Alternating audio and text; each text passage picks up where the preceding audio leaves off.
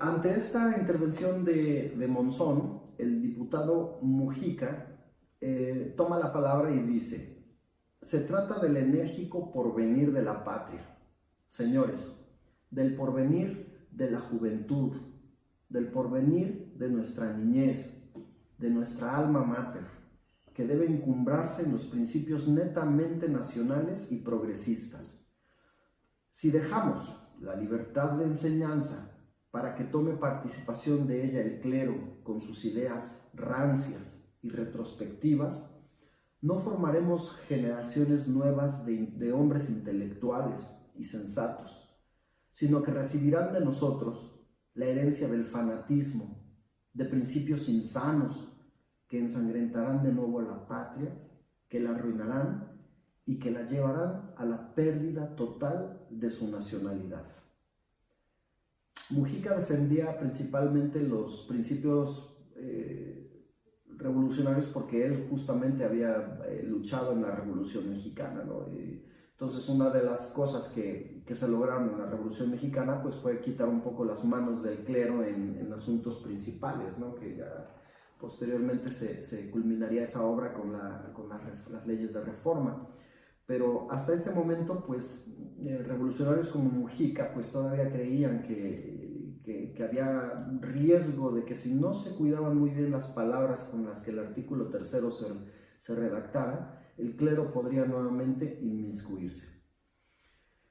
Bueno, tal era ya la situación en el Congreso que el diputado Luis Manuel Rojas, que lo tenemos aquí ahora en pantalla, toma la palabra y dice: mi distinguido amigo e ilustrado general Mujica, que acaba de darnos su sincera, aunque vulgar opinión, respecto a la mala y lamentable labor que ordinariamente hace el clero en los países católicos, ha tenido en cambio singular clarividencia de una gran verdad: la suprema importancia de este debate.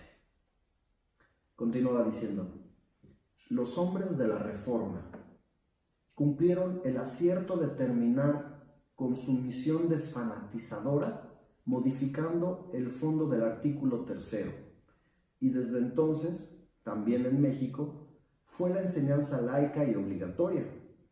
En esa forma, ¿acaso no hubiera habido debate, pero la comisión desarticula cuanto le viene a mano del proyecto y acomoda en un solo artículo todo lo que le parece más sonoro y más a propósito para impresionar a los exaltados de esta asamblea?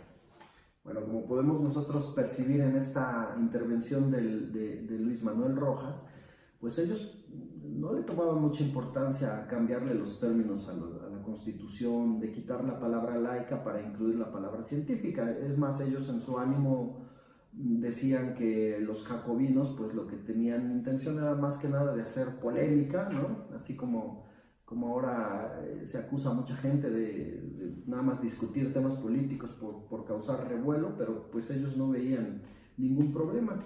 Y entonces es como Esteban Vaca Calderón, que tenemos ahora aquí en nuestra diapositiva, toma la tribuna y nos dice: parece que se trata aquí de exhibir llagas o no sé qué otras cosas más. Yo ya sabía que quería llevarle al primer jefe una mala impresión. Y bueno, ¿por qué Esteban Vaca Calderón dijo esto? Pues mencionaba a este señor porque, como al principio les comenté, en estas asambleas estuvo presente Venustiano Carranza, y Esteban Vaca Calderón estaba un poco más preocupado por decir qué impresión se va a llevar nuestro jefe de estas discusiones que estamos teniendo aquí. Y a lo cual Alberto Román dice: señores, no es con sátiras a las personalidades como se hacen las leyes, se hacen con estudios, con reflexiones.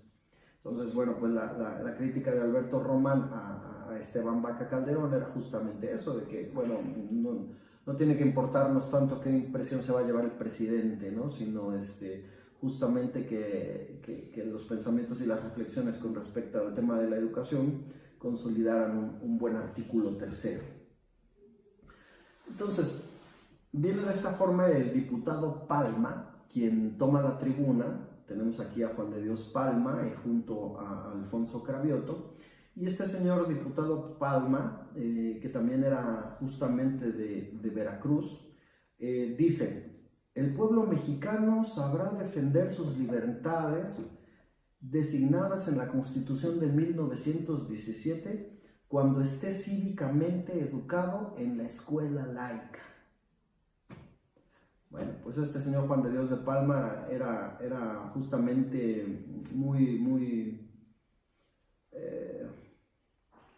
positivo en el sentido de que el pueblo en algún momento iba a llegar a estar cívicamente educado y de esa forma iba a saber defender sus libertades, ¿no? Como para defenderse del clero, decía.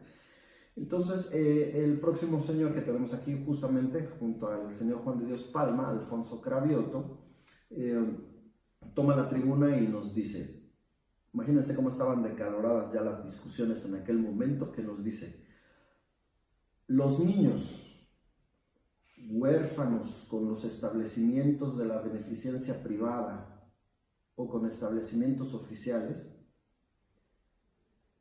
cuentan con ellos. Entonces el Estado escoge por los que padre no tienen y por los muchos que no tienen madre. Ya la cuestión se estaba poniendo bastante candente, ¿no? Con estas discusiones, pues evidentemente muchos se alteraron, estaba prácticamente diciéndole que los demás diputados jacobinos pues no tenían madre, ¿no? Y entonces continúa diciendo este señor Cravioto, dice: la comisión, este señor Cravioto, que por cierto era de Michoacán, si no mal recuerdo, dice: la comisión llega al exceso hasta despojar de todo derecho a enseñar en cualquier linaje de colegios a individuos de notoria religiosidad, emulando tácitamente la comisión este precepto peregrino que todo católico que enseña francés ahora va a poner en peligro las instituciones sociales, que todo protestante que enseñe matemáticas puede entonces alterar el orden público, y que todo maometano que enseñe raíces griegas está desquiciando a la sociedad. Obviamente eso soltó las risas ahí de todo el Congreso, ¿no? Hasta este abismo de intolerancia ridícula pretende arrastrarnos la señora comisión, que estaba integrada principalmente por jacobinos. Bueno, aquí cabría preguntarnos entre nosotros, queridos estudiantes, ¿qué razón tenían los jacobinos o los renovadores? ¿Cómo está la situación actual? Por cómo quedó el artículo 3 constitucional en aquellos años y que en esencia continúa hasta nuestros días, ¿el clero estuvo impedido para meter las manos? ¿Se logró desfanatizar a la sociedad? El haber incluido a la palabra laica como tal y evitar que científica no fuera incluida, ¿surtió el efecto que esperamos? Evidentemente, así como estamos ahorita en penumbras, en aquel momento la sesión no veía la luz por ningún lado. Y es como entonces ahora, aquí con esta parejita de diputados que también intervinieron en aquel entonces, Félix Pallavicini y Francisco Mújica, es que toma la tribuna el primero de ellos, Pallavicini, y dice: ¿con qué argumento o razón han cambiado el precepto liberal de la Carta de 1857 y el precepto liberal de la Carta de 1916 para sustituirle con este incomprensivo embrollo de cosas contradictorias? El artículo 3 que propone el primer jefe, o sea, Venustiano Carranza, que estaba ahí presente, es deficiente desde el punto de vista de las garantías individuales. Vale la pena cambiar las locuciones que contienen las frases y hasta las palabras. Bueno, pues esto también causó más revuelo en el público, en los demás diputados, al grado de que tuvo él que aclarar. Dice: yo no he venido nunca a esta tribuna con el propósito de ofender a nadie. He resuelto, dice Pallavicini, que toda mi persona cargada con las injurias que he recibido en esta asamblea las he de volcar en el primer caño que me encuentre cuando salga yo de aquí. bueno, pues como verán, entonces ya estaban siendo muy alzados de tono los discursos, ¿no? En la tribuna justamente del Congreso, y no se veía por dónde pudiera esto tener un cauce y una buena salida, ¿no? Continúa este señor Pallavicini diciendo: señores diputados, ahora sí que en el terreno sereno de la discusión, ahora sí podemos entendernos. Efectivamente, esta comisión ha sido ruda, ha sido incorrecta, pero la comisión no lo ha hecho con el fin de aparecer ante el país como un dechado, como una flecha de radicalismo. No, señores, lo ha hecho porque vio, porque sintió que no estaba ahí, en ese proyecto, todo el radicalismo que necesita la Constitución para salvar al país. Y bueno, termina diciendo su participación: os propongo que no permitáis retirar el dictamen, que nos permitáis retirar el dictamen, que quitemos de ese dictamen esas palabras que escuecen, y que con esa modificación se ponga a la consideración de esta Cámara para que sea votado. Y entonces creo que habremos salvado a la República y puesto la piedra más formidable para el futuro de este país. Bueno, entonces nos dice Pallavicini nuevamente, dice: señores diputados, propongo que todos unidos y conscientes hagamos una obra de revolucionaria de verdad, que no sea solo de palabras, sino que quede escrita para siempre en los preceptos de la Carta Magna.